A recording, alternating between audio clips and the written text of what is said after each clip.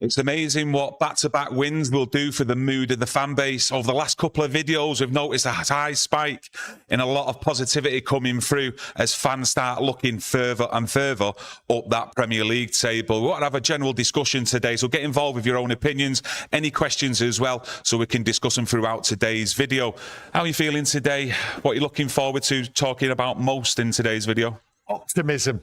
That's a good word to start with. Optimism is there for me today. All week, especially after that Liverpool result, but not just for the result, everything what the players put in. I look at what's going on.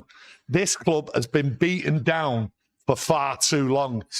The fans have been afraid to be positive for many reasons. One, they don't want to look foolish amongst other fans, especially on social media, because it's all been doom and gloom. This club, right, this regime, Ineos, has ripped the guts out of this club, but that's what we wanted. And now we're seeing change, now we're seeing positivity, and now the fan base is turning. They can see some light at the end of the tunnel. Like I say, keep getting your questions in and your own opinion so we can discuss them today. Stu Cantonar in the chat says, I certainly am starting to believe again with 4 more signings, 2 midfielders and 2 a left wing back and a right wing back, a centre half as well. And he is starting then to believe, obviously, once we get a couple of transfer windows down us, but concentrating on the here and now, the positivity is there, and that's what a win, especially at Anfield, will do to the fan base. So with fans like we've seen over the last couple of videos, looking now further and further up that table, 2 points off top 4. Is it too early to start dreaming, or do we need to just take it game by game? No, I think at the moment what you do is you look at the 3 games coming up. We've just had 2 nice wins, 2 excellent wins, to be honest. We've had a poor couple of away games at Brentford and City, but the Liverpool game shown you. And I listened to Kuna and I said to myself, players in that squad are looking at Kuna and looking at him as a really good player, a character, someone they're going to look up to. I think he's an excellent player, and the performance he put in, the quality is better on the pitch. And I think that optimism with fans is saying, yeah, I can look at the next 3 games. We're not looking any further than the next 3 games. We've got an international break then. And that international break, we've got nothing to fear. And I think to myself, 7 points? Is 7 points out the next 3 games good enough? I think 7 points is good enough. But do you know what? There's people out there now believe that we can get 9 points. Yes, 2 of the games are away from home. Yes, Brighton is a bogey side. But the positivity from the fans is there because they see changes coming from all areas of the club. Yeah, it is something that we highlighted at the start of the season, up against teams like your Brentford, your Brightons, your Bournemouths, your Palaces, your Fulhams of this world. That's where we want to see improvement. And you're looking at our recent results against Brighton as well. Just 1 win in 7 that stretches back to 2022. So that's something that would actually, I think, change the mood amongst a lot of fans if we was to get the 3 points on Saturday, because it's basically one of them bogey sides against us. Yeah, I think the optimism and the fans, that they'll be roaring. If we get a win there, then it'll just go right to the top, the optimism. I just look at it at the club. I look at last season, and I think there's a bit of a depression because of last season and what we witnessed. We just seen game after game, midfield being torn apart, not being together, criticism of everything. And I think the speed of change has actually, within the club, with what Ineos has done, has blinded us. Amorim was brought in for a specific job, and he's changed inside there what goes on. So for me, the optimism is there. And the reality is, these players are good players, and players are reacting to Ruben Amorim now. There is no 2 ways about it. Gary Goff from our members club, how good was Bruno's pass? And it was a first time one to Harry Maguire to get that second goal. It was world class, in my opinion, mate. Dan Fenton says he's still buzzing after Sunday's game. It was a great result and it's cheered him up big time. Lollipop says this season could go either way still. Beating the Scousers should give us that confidence. William Maguire from our members club, I've had faith since the Arsenal game. The team is starting to gel. We will have a European spot for next season. And Amorim said the good times are going to come. Come on, United. Well, that's the aim. That's the aim from Sir Jim Ratcliffe and the people from Ineos, and obviously the Glazers and the manager and the players want Europe.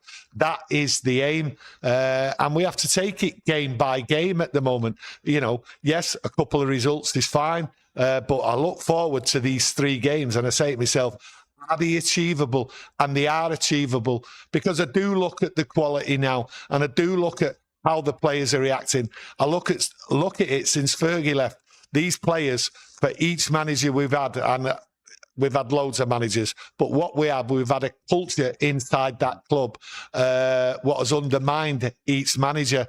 And this manager, there's no two ways about it, he's been undermined. He's had a belief, and the players haven't believed.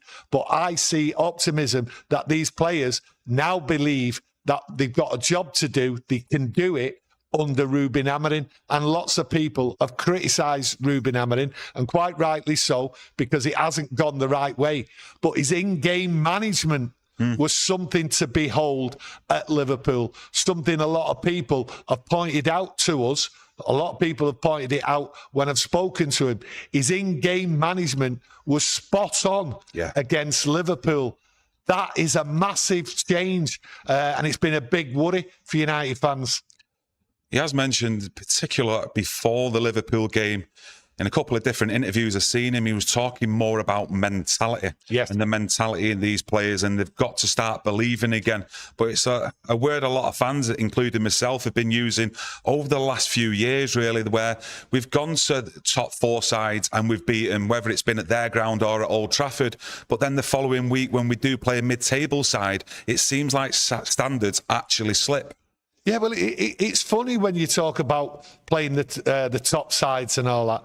We've beaten 2 of the sides what qualified for Europe. Now, where's the media on it? Where's the fans sort of saying, hey, we have got it? Now, football, right, it's staring you in the face. We've beaten good sides, so it's there. And Ruben Amorim did say before the Liverpool game, these players are ready for it. They're going to come out and they're going to go straight at it.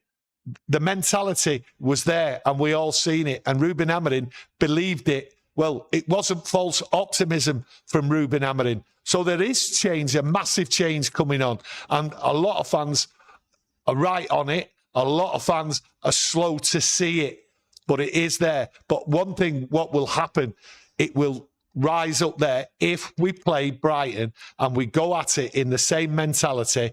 Then we can all sort of say, yes, European football could be achievable. But like I say, and Kieron said it, we're worried. The 3 games got to get 7 points. Minimum. Got to get 7 points. There's no two ways about it. I'm not having this optimism and then we get kicked again, right? I believe we've seen change. People out there see there's a change. So for me, 7 points, but there is a possibility of 9 points. Now, what will people think if we get 9 points? Where will we be? Ray Carl Brown, thanks for your super chat. He says, if we beat Brighton and stop that losing streak against them, it'll start ticking more of my boxes. And are you looking at basically game by game, or the next 3 fixtures, did you say, up until that next international break? Well, I'm looking at the next 3 games, to be honest with you. And I see Brighton. We know exactly how they play. Ruben Amorim knows how they play. He knows the deficiencies, what's happened when we've played them before. So he should be able to rectify it. Will Brighton come here as positive as they have done previously? I don't think so. I think they'll look at the 3 home games we've won. They'll also look at the Liverpool result and say, hey, something's changed inside United. So they won't be coming as 100% as positive, especially before that Liverpool game. They know they're in for a battle, and they know Ruben Amorim is changing. And I do believe he's changing. Daniel Longbottom has become a member. Welcome to our members club, my mate. Jar Live from our members club says Ruben has realised that he needs results to buy time and good adaptation. Well, everyone needs the results. He had the time last year, but people accused him of being stubborn. I accused him of being stubborn. But what he did, he had the management behind him telling him, this is what you need to do inside Manchester United. Get the results. But look, Ineos and all the rest of them, the men in suits, did they really pressure him about the results? Did they expect a downturn in United's performances? I didn't expect it. I don't believe they expected it to turn as badly as it did. But they gave him the break and they gave him the backing. And I think since he's had the backing, yes, he's had a few results, he's had a few bad results, but they see what Ruben Amorim's doing. And I've seen it now. Do you think that has helped or done anything behind the scenes in terms of confidence amongst the players and staff when Sir Jim Ratcliffe did come out during the international break and he said that Ruben Amorim has 3 years to prove himself at Manchester United? I think it did. I think it gave a lift for Ruben Amorim, and I think it also gave a reality check for these players. Knuckle down or you're out. Now, I'm not saying it...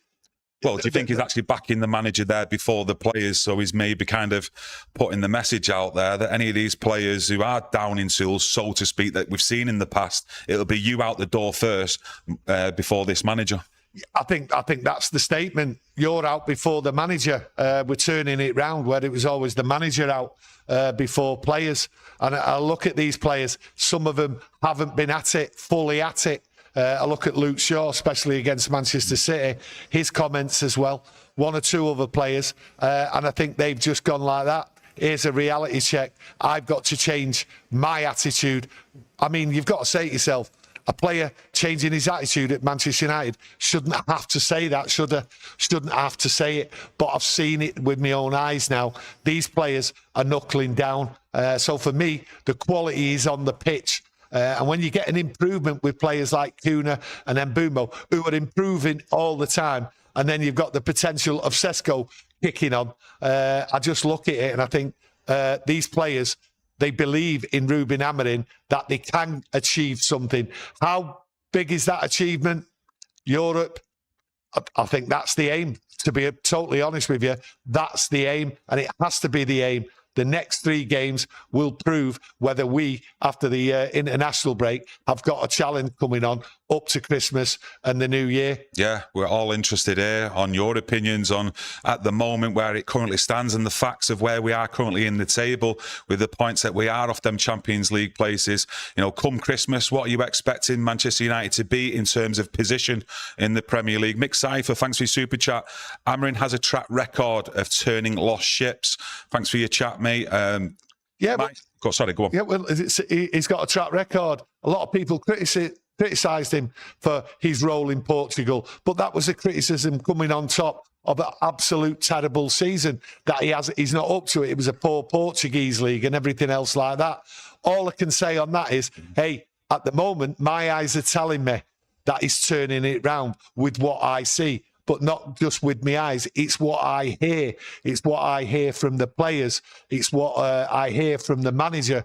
But I also start to hear people who were really, really critical of Ruben Amorim sort of like bowing down a little bit, calming down. The noise seems to be going away because they can see it as well, that something's happening. Now, the change is here. There's no two ways about it.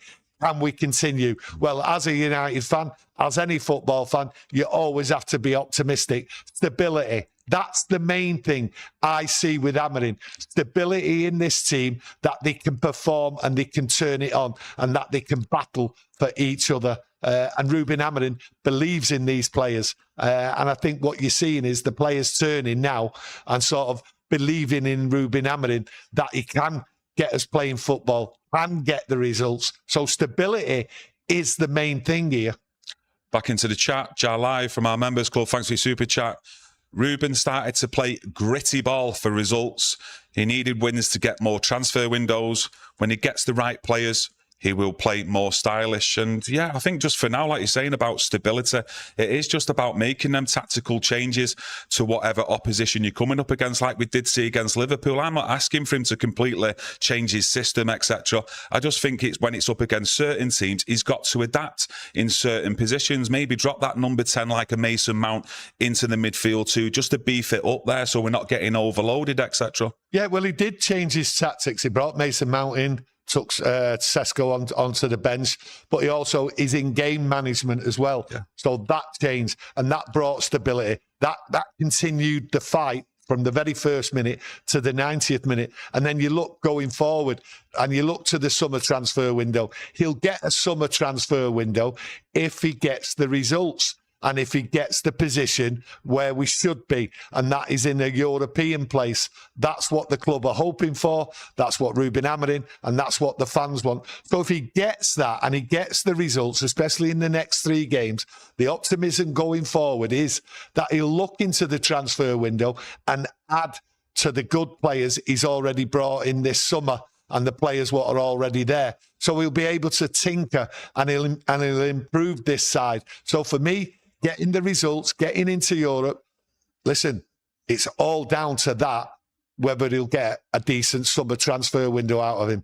Mike Sizzle has become a member. Welcome to our members club, my mate. And, you know, I've, to be honest, when I look back on that Liverpool game, because I've watched it more than once, and I'm sure a few of yous out there have as well, but you look at Cunha in that game. I mean, at moments in that match there, he did have that swagger, which I will go back to something Omar Barada said, and I've got to be honest with you, I was pretty critical of that, because he was sort of like liking it to the swagger of what Eric Cantona kind of had for Man United in the 90s. So for me, I looked at that game and I thought, you know, that was a play we needed on that pitch, especially when the actual captain, Bruno Fernandes, got brought off. He looked like a player who wanted the ball. Yeah, I watched Cunha, right, and I thought he had an excellent game, and I thought he got stronger and stronger as the game went on.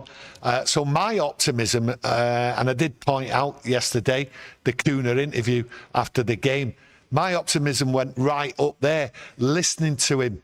A proper professional, someone who loves the game, someone who loves being here. Well, that enthusiasm, what I got from listening to Cunha, imagine the enthusiasm within the dressing room, people listening to him. He's like a leader as far as I'm concerned, but like a leader where he just swaggers. He's got the talent. And he wants to prove himself, but he also wants Manchester United to be the top team. So the optimism, it's there, but it's more there because of listening to players like Cunha. And then you also got to take into account the quality of Mbeumo, what we've seen. But he also talks a good game. He wanted to be here at Manchester United. So there's players there in this squad who have been like henpecked. Their heads have been battered by some of these players who were deadwood, some of these players who were just here for the money and everything. And now there's a new lease of life. There's a new energy. And I've sensed that over the last couple of games. I can't ignore, though, the Brentford game, the Man City game. They were poor performances. But that out of the window. Will we get games like that again? I hope not. I hope to see, listen, we'll get beat. There's no 2 ways about it. But you want to see fight. But in that Brentford and Man City game, it was a lacklustre fight. It wasn't there from the team. Whereas now, I think it's a team where they will fight together. Yeah, I think just having a goalkeeper who's coming in, who's coming in Le Mans, and who can actually look like he can do the basics in just catching a ball. And how many times did we see Andre Onana by Inde not being able to actually do that? And we actually lose points because of them mistakes. And I think he'll save us some points this season compared to what we've seen last season with them 2 goalkeepers, even at the start of the season as well. Well, you just mentioned Le Mans, and people they just it's another breath of air, a breath of fresh air around the football club, around the fan base. The fan base is just like, calm down. It's just calm down on the goalkeeping situation. No one seems to be worried about this goalkeeper. Now, yes, he's made 1 or 2 saves. That's fine, right? But the thing is, everyone looks at him and says, it's a goalkeeper. And everyone just seems to be saying, oh, well, that's it. It's a goalkeeper. That's all we needed. The players in front of him have calmed down. They're relaxed. They're not panicking. So why am I panicking? Everything seems hunky-dory. With a goalkeeper, it just shows you how the mood of the fan base, right, just by bringing in a goalkeeper, has changed. The optimism is right up there, as if to say, he won't let us down. He'll put in a sterling performance. I'm confident he'll do his job on the pitch. Yes, he'll let goals in and that. Yes, we'll get beat, right? But we've got a goalkeeper. Just by having a goalkeeper has lifted everyone. And people have been afraid to sort of lift the spirits, talk out loud on social media, in pubs, in circles and all that. It's like, nah, not anymore. We're here now, and I think a lot of people do believe we're here. Things are changing, and you can see it. I'm optimistic that we will see a lot of improvement in this team. Jai Live from our members club says, I don't want to be negative. No. But Delo has to go. Oh, that's...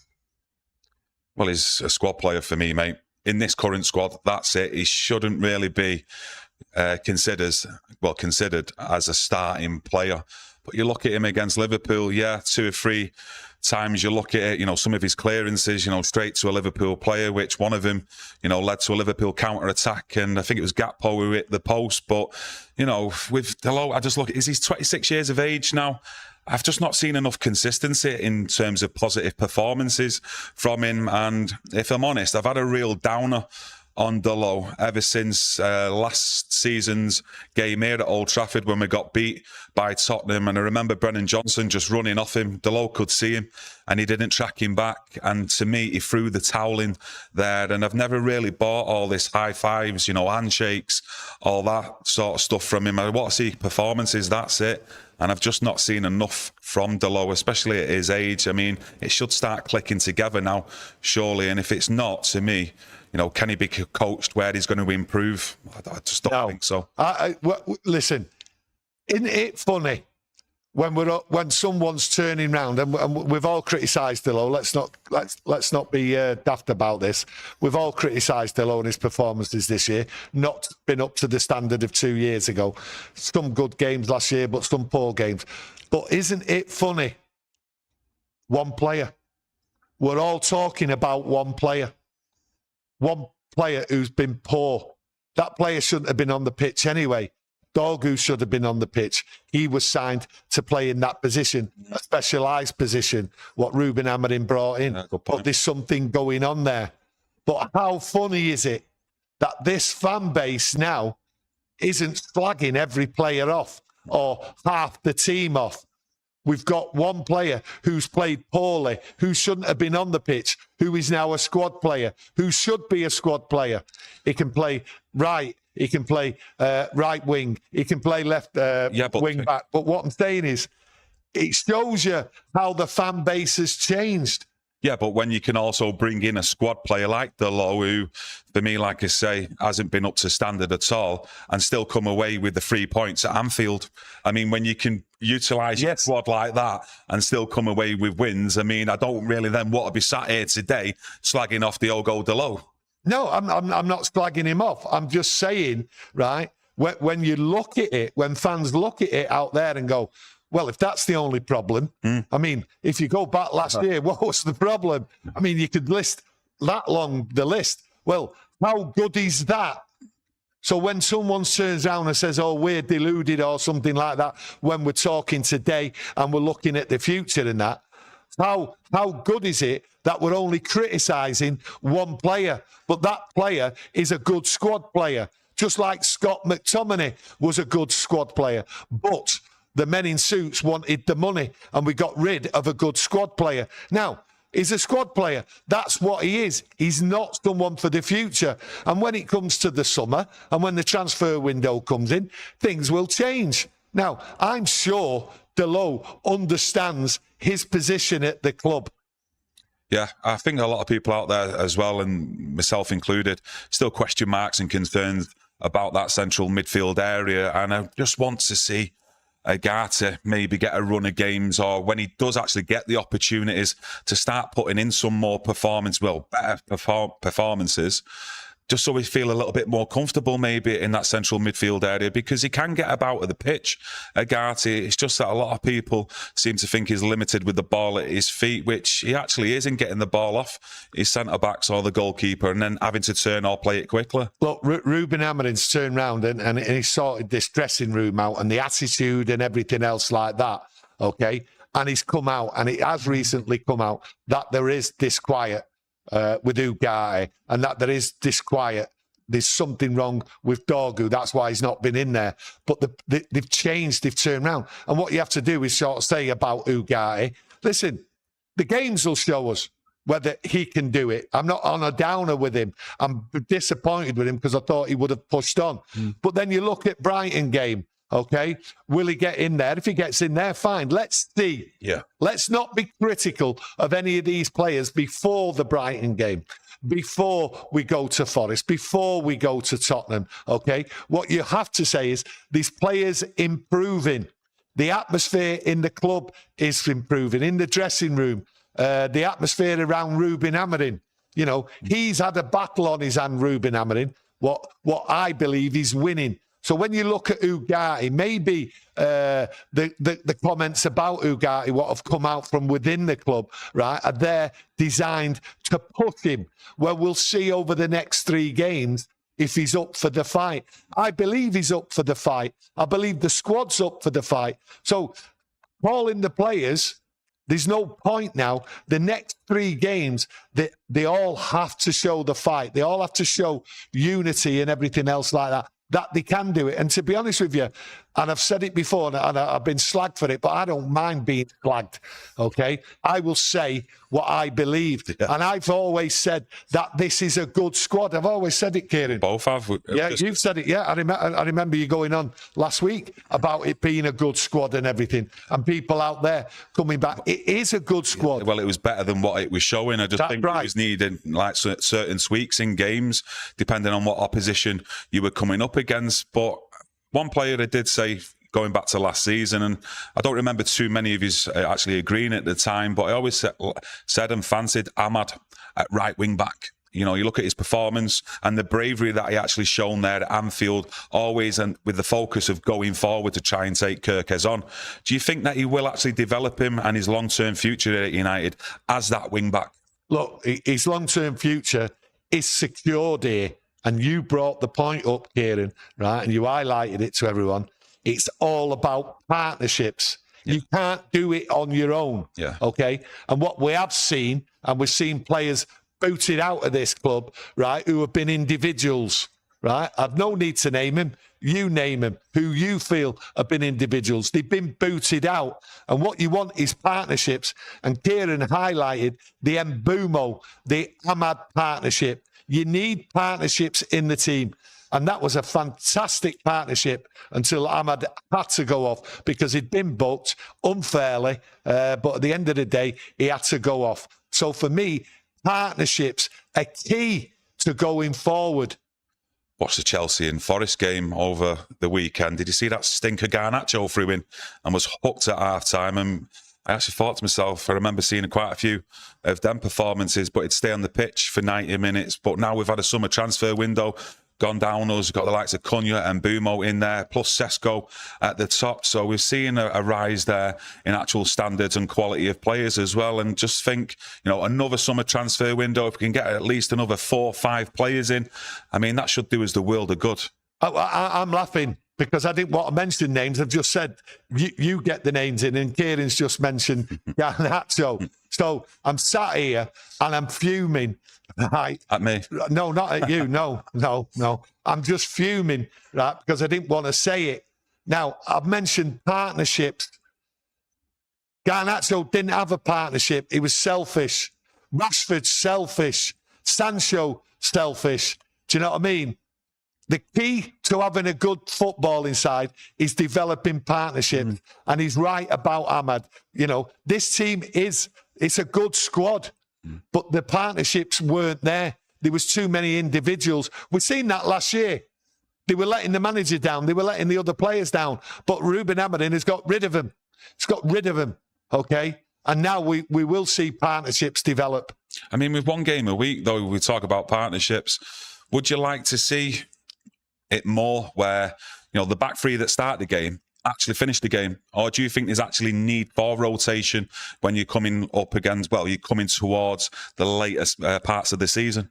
Actually, will the actual rotation now do us some good going in towards like the March, April fixtures? Sometimes people can go on about rotation too much in that. Okay, it depends on what's going on within the club, how the players see it, how the managers see it. Okay, I've seen teams win the league with 15 players throughout the season, and that was 42 league games. Yeah, that's without FA Cups and League Cup games and all that. I've seen 15 players win the league. So rotation. Is it a myth? Is it something in the head? Is it something all these people with like computers and all that do? I'm not too sure. Okay. Yes, the training is harder. But people used to go out on the booze to the pub in the afternoon after training and all that. Madness. So I don't really know. But 15 players have won the league in a hard slog. So for me, yeah, rotation. It happens. But you don't need to lose momentum. You don't need to lose rhythm. And I think sometimes it can be overused. Yeah, I'm just thinking, obviously, with us having just one game a week, you know, there has been a lot of rotation already from the starting 11, then throughout the match. And I'm thinking, you know, what is the idea behind that? Not just poor performance with any of the starting 11, but is he also thinking towards the later parts of the season? Well, where was the rotation? What do you think? Where was the rotation for Casemiro? 2 90-minute games. And then Liverpool away. Really hard slog of football he played, and with the travelling as well. And there was other players. So rotation doesn't make sense when you look at it from that point of view. Talk about rotation. Urban Bars says, Mount has been the biggest surprise for me. He has given everything in every game he's played. And you can tell, going back to even the Sunderland game recently, just off the top of my head, then the Liverpool game, he did bring him off. Was it around about the 60-minute mark to 70 minutes? And you can clearly see that he wants to save him and try and preserve him for the next game. Yeah, I think what it is with Mason Mount, I've always liked Mason Mount. I've always said it. People have got their own opinions on Mason Mount. And I think what it is with Mason Mount, I'm looking forward to the winter, December, January.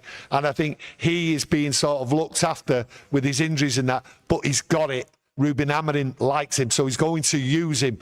And I think when the African Nations Cup comes along, I think he then will start games. And then it's a matter of, can you get him out? Because he is a good player. He works well in the system, what Ruben Amorim wants. So for me, I think he understands that he's being used slowly and that there is a plan with Mason Mount going forward. And I think Mason Mount's happy. And I think a lot of people have underestimated Mason Mount's ability, what he is to this team.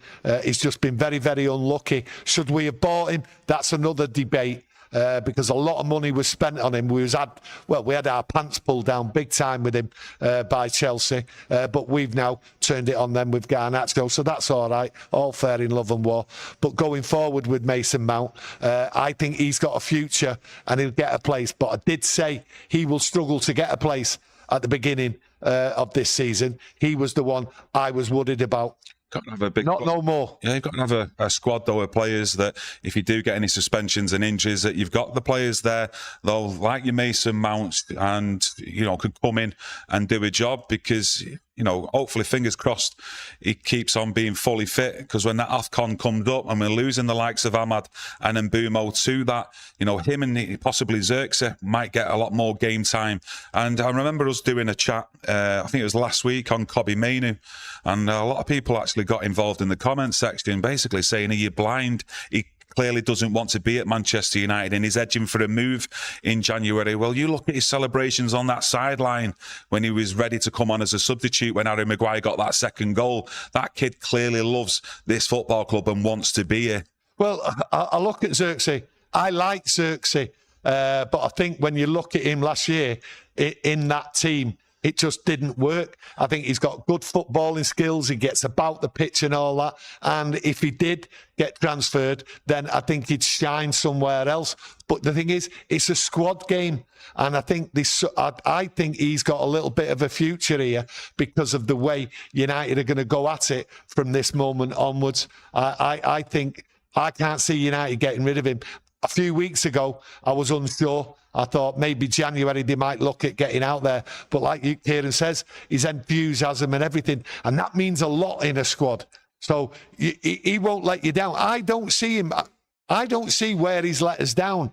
He's not the great goal scorer. He's a footballer, someone who gets about, and he's a tricky player. He likes his football. And I think his enthusiasm will keep him here at Old Trafford. And I think he'll get some good game time, especially Christmas, New Year. The same with Mason Mount. Like I said on Mainu there, he should look at it from a positive angle. Mainu, that, you know, late on in a game that Liverpool were throwing the kitchen sink at us, he chose to bring off our captain Bruno Fernandes and trusted him to go into the mix and actually help out his teammates to get the win as well. Yeah, well, I think Ruben Amorim can trust these players now.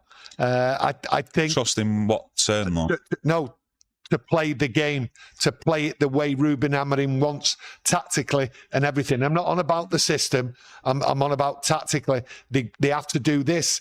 They do it. And I've seen it. I've seen it Sunderland. I've seen it against Liverpool. They all want to play. And the enthusiasm's there. I think looking forward, I think it's hard, though, to say that he trusts every single one of them players that go out, whether in the starting 11 or on the bench, that they will carry out the instructions that he wants them to do. I think that's a little bit premature to say that right now. I think he's believing in these players, that they'll go out there. And I think the players have shown that recently. There is an enthusiasm I've not seen. And that enthusiasm comes with confidence and belief and trust. That's how I see it. I think they've got the trust in themselves on the pitch. I think the players are gelling. I think the most important thing is as well, though, you talk about trust from the managers of the players, but do you see the trust from the players in the manager? Of course. I see it there. I think it's completely changed. And one of the reasons is because of what's gone on. There's no dressing room dramas. You don't see dressing room dramas anymore, okay? That's gone. The culture inside the club has gone. Players didn't want it. If you go back to the early season, and this is why fans have got optimism going forward, you don't see all that nonsense now. It's been eradicated. The players themselves in this club now, they didn't want it. It was affecting them. They were going in and it giving a mood. I mean, there was a mood in there. Everything what's gone on inside that club, it's been ripped apart and everything, right? But the players didn't want the leaks. They didn't want to be associated with these players we've got rid of. And that's a fact. They didn't enjoy playing football with them people. They did not enjoy it because they knew their heart wasn't in it. This is Manchester United Football Club. You give everything. And the mood has changed and fans have seen it because they see these players in interviews now and they believe that they're there for the right reason. Anything more to add, though, before we wrap it up? Get any comments in, questions, opinions? Well, I'm optimistic, really optimistic. I'm always optimistic, you know that. Sometimes choo-choo and all that, yeah. Sometimes blind optimism. But I do believe we're going to get the 9 points. And if we get them 9 points before the international break, just imagine where we're going to be. But I do believe them players are looking at it. Them players believe they can go and get 9 points. The manager and everything. And the whole club, the whole fan base, everything about Manchester United. If we get 9 points, that will be unbelievable. If we get 7, that'll be really good. And the whole fan base will change. So the optimism, it's there.